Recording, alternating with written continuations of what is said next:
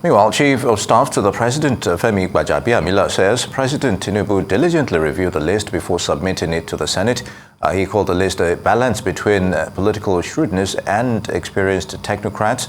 Gbajabiamila says not attaching portfolios to the nominees is deliberate. He had, as you know, where he had 60 days from the time of inauguration, as stipulated by in the Constitution. He has fulfilled that requirement of the Constitution. Mr. President took his time to sift through those names. He dissected those names with a fine-tooth comb, and that's what you've seen. Each and every one, I believe, of the persons on that list are worth being on that list. But I really hope that we haven't missed anything that would have necessitated any name not being on that list. But we wait and see. It's a good mix of both people with political acumen and technocrats, as they say. So it's a good balance. Femi Gbajabiamila there to have a conversation around the ministerial list and the upcoming changes in APC and National Assembly triggered by nomination of party chiefs and lawmakers is a lawyer, Dr. Kayode Ajulo. Dr. Ajulo, it's good to have you with us, if you can hear me. Yeah, thank you very much. All right. It's a pleasure. Very good. Now, I'll start with specifics. Now, as you've heard, former Governor Nyesom Wike's inclusion, despite being in the opposition party, what does that tell you about the makeup of this cabinet? We still have 28 names so far. But what signal is the president sending? How is the PDP receiving this piece of news, you think? Well, let's start. When you ask me how is PDP is receiving it, I think I need to remind you that I'm not a member of PDP, so I may not know what exactly it is. But I think one should not be surprised with the list, and particularly with the personality one can see. I think it is more like a rainbow coalition, and we have to be sincere. The emergence of the President Tinubu, APC as a party cannot say they solely delivered the presidency to the president. You find out that both some element in PDP, some element in Labour Party, some element in other political party made it happen. And I think that is why you can see different names. Even you can see that those apart from Nyesom Wike, even right down in Sokoto, that is where it seemed to be the headquarters of some of the chief priests of PDP. You can see that the former chairman of PDP in Sokoto made the list. And you can see that you journalists too, of course, the media, they contributed theirs, and that's why you can see editor-in-chief of the blueprint being there.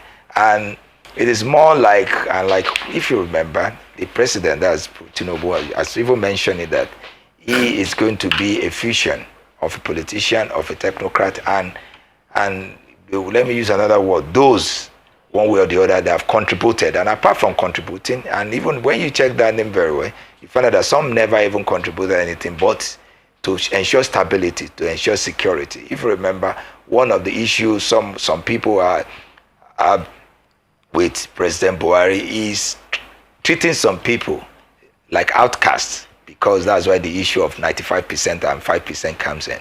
But I want to believe that this is one of the things that maybe that signifies the essence to ensure that I carry everybody along. And I think that is what is in the mind of the president and his handlers, to ensure that let everybody be in this government so that nobody will be left out.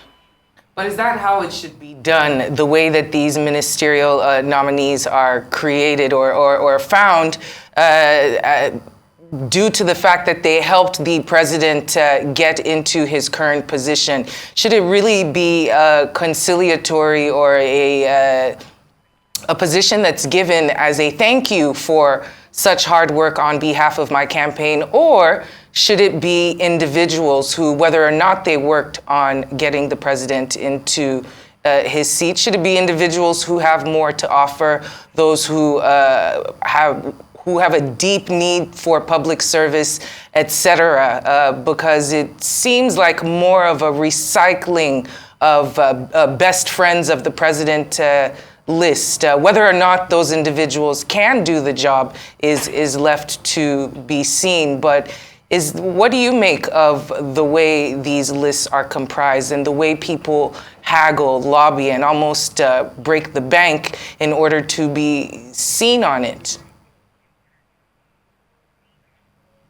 Well, I think we should understand that when we talk of a political appointment, we are talking of politics, we are talking of interest. And when we talk of interest and politics, another thing is to look at the issue of law. As a lawyer, one of the things I need to ask, and that is what is more concerned, is whether there is any violation or maybe all those appointment or nomination is in tandem with our law and the constitution and the status.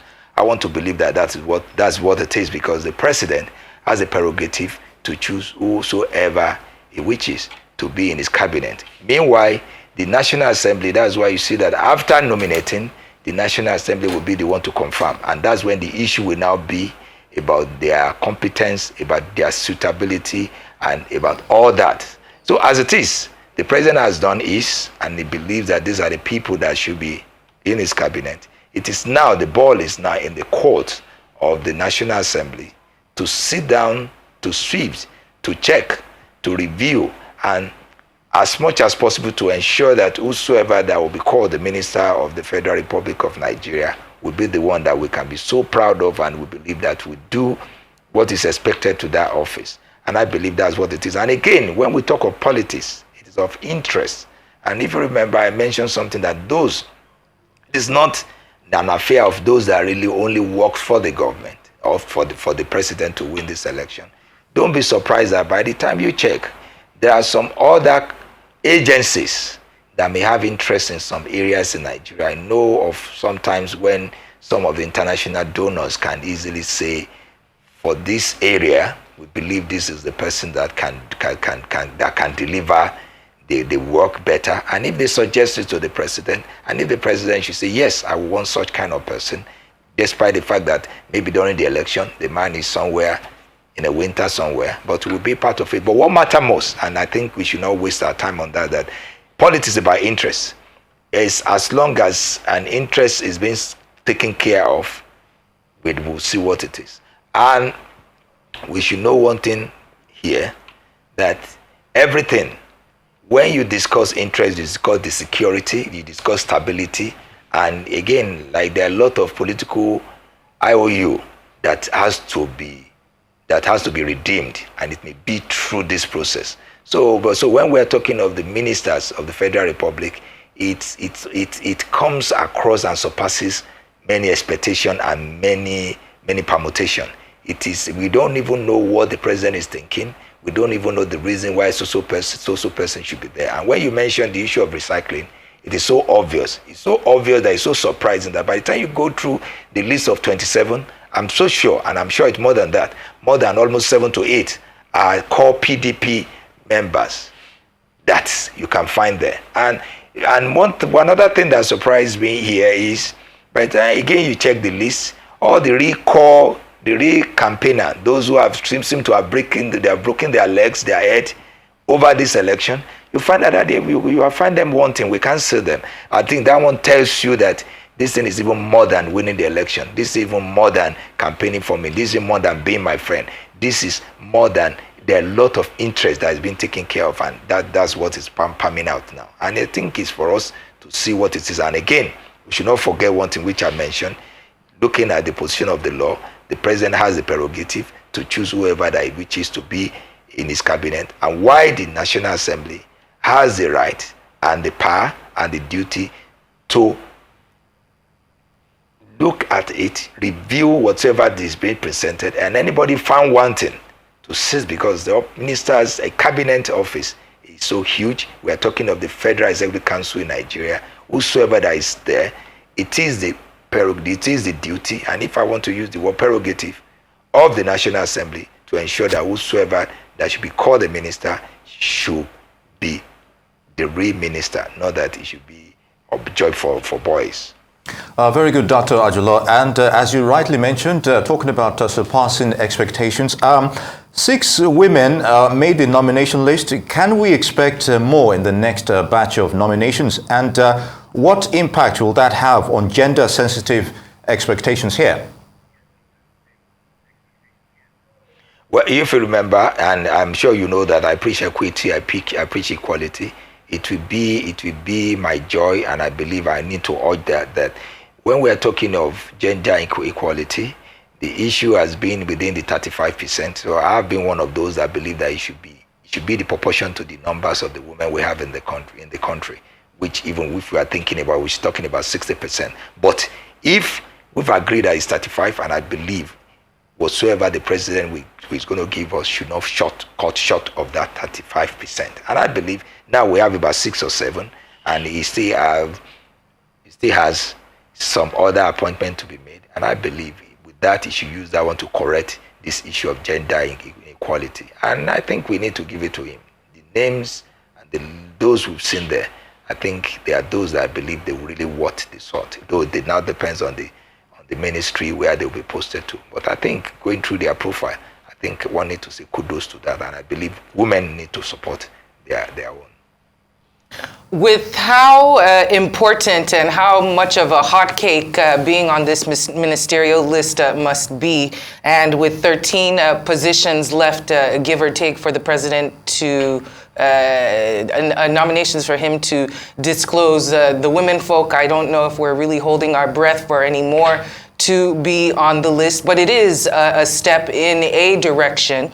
With the 7 women who are on there, they pack a punch, and hopefully they do as much as they can for not only women but youth and the rest of the country. But speaking of those 13 positions left, there's some states who are haven't been represented. I'm not so sure if it's like we were speaking about the backdoor dealing and the payments of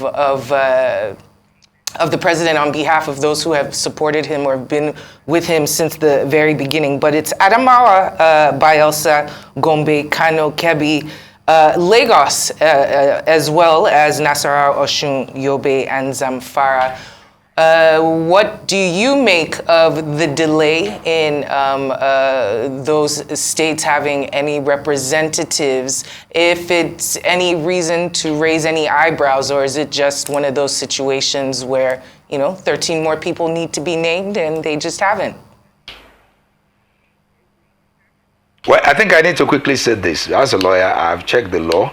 I don't think there's any constitutional provision that pegs the numbers of the ministers the president has to appoint. Though you mentioned 13, it may be 13, it may be less than 13, but what the constitutional provision means is that at least minimum of 1 minister from each of the state of the federation. So we may not know what is palming out in the mind of the president. Maybe want to even appoint more than 13 or less than 13. That is one.